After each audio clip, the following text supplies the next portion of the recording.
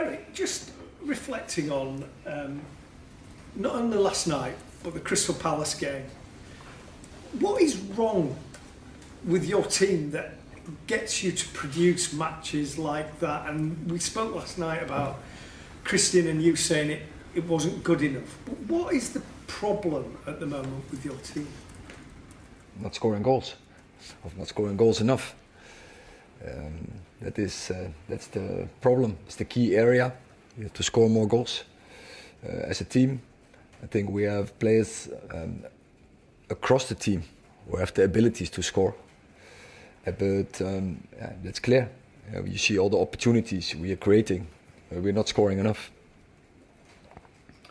So you've got Tottenham this weekend. First of all, anybody going to be available that wasn't last night, or any nights? No, I don't think so. I think that will be the same squad as yesterday. And what are you expecting from the match? Obviously there's peaks and troughs in every season, but it feels like a win would be an important shot in the arm at this stage. And what are you expecting from Tottenham? I think it will be a very intensive game. But it's always against Tottenham, and that is, I think, also it's our style as well. So I think it's going to be a very dynamic, attractive game. Eric, you're talking about scoring goals being the big issue. How do you solve that? Is that as simple as personnel, or is it something that has to be done on the training pitch? I mean, how do you see that? Both, and you always work into a season and you have to build it. The structures in defending, structures in possession, of course, you start with the build-up. I think we have the structures there quite right.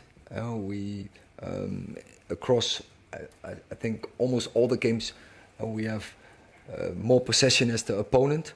But then it's about what are you doing with your possession, and I think we bring the ball into the final third. We bring the ball even into the box a lot, but now we have to take more advantage, more benefit from it. Richard.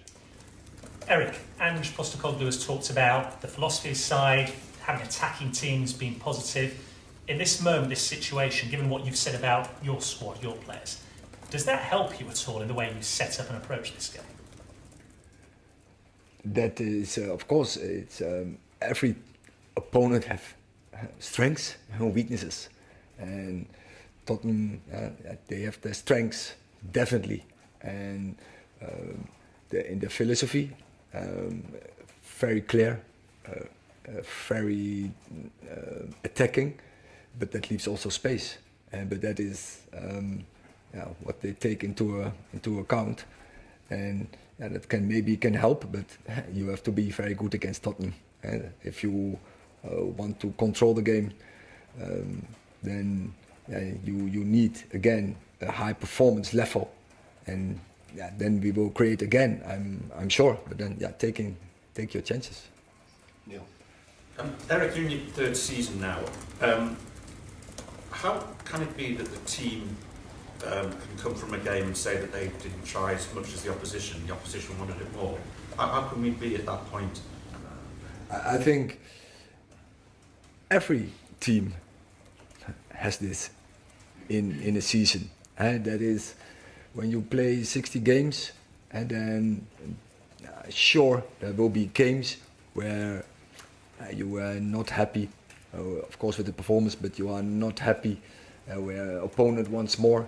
I think that is also always the psychologically side of football and top football, what takes part, and where any team is more hungry than the other, and that the team who can manage this the best, of course, they are the most successful, and they are we are ambitious, so you always demand from yourself and that you are the more hungry as your opponent. So you think your team needs to be hungrier? We should be. That is what we demand from each other, and that is that we have to bring in on a consistent base, and that is what we are striving for. Successful teams has this. Joshua he's had a few chances this season. His link-up play has been very good, but there's this. I think it was Ron Koeman who said he's more for 9.5. Do you think that he can become a prolific goal scorer for Manchester United? Yes, I do, and it's sure he's young. We see his great abilities. He's a very good link-up player, as you say. He's creative. He's creating chances, but be fair also, he has his absolutely also his moments towards the goal from the opposition. Yesterday as well, I think it was a great action he had with a great finish as well. It was top save from the keeper. But yeah, in that area he can definitely improve. But yeah, we know that on forehand he has some very good attribute, and also some attributes he has to improve, and there he needs our support how to improve. Hi Eric, just following on from Neil's question, you've been here 2 full seasons now, you've had 5 transfer windows, I think the spend has been about 600 million. Given all that, are the fans of Manchester United not entitled to feel the team should be further forward than you currently are and playing with more consistency? Are they not entitled to feel that?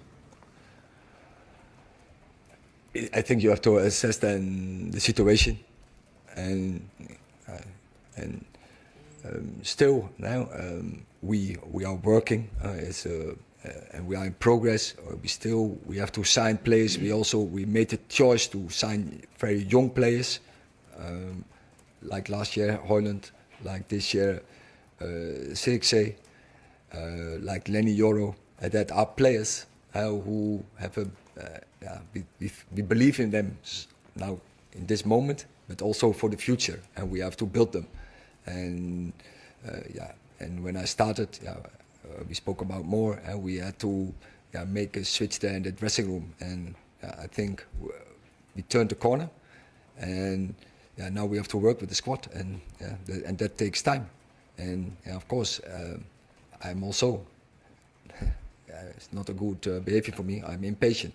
I want to go straight forward, but also be fair. We also had success in the last 2 seasons, and again, we have to work very hard to bring another success. I was going to say, so do the fans have to be more patient then? Is that your message? Because some of them, understandably, or maybe not understandably, are losing patience and want to see the team further forward, challenging near the top of the Premier League and playing with greater consistency. Do they need to be more patient, or? But you have also to be fair, and I say it again.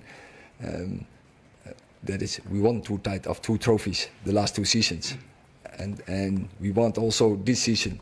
We are ambitious. Don't get us wrong. We want to win another one, and we want to be as high as possible. And we go in every game, and we will go for winning the game. Doesn't matter who the opponent is. Eric, Bruno Fernandes is the one that sort of stays out there for the most of the game, the entirety of the game. But is he at all fatigued by the start of the season? It seems like he's not quite at the levels that we've seen of him previously. I think the team brings him now in a situation, and I think he is capable of, and I think he has proven this so many years already in the Premier League, that he can create many chances. And I'm convinced he will this season he will not do differently, and he will come on this point that he will find his form, and he's already creating chances, but he will make final passes, he will score goals 100%, and that's just a matter of time.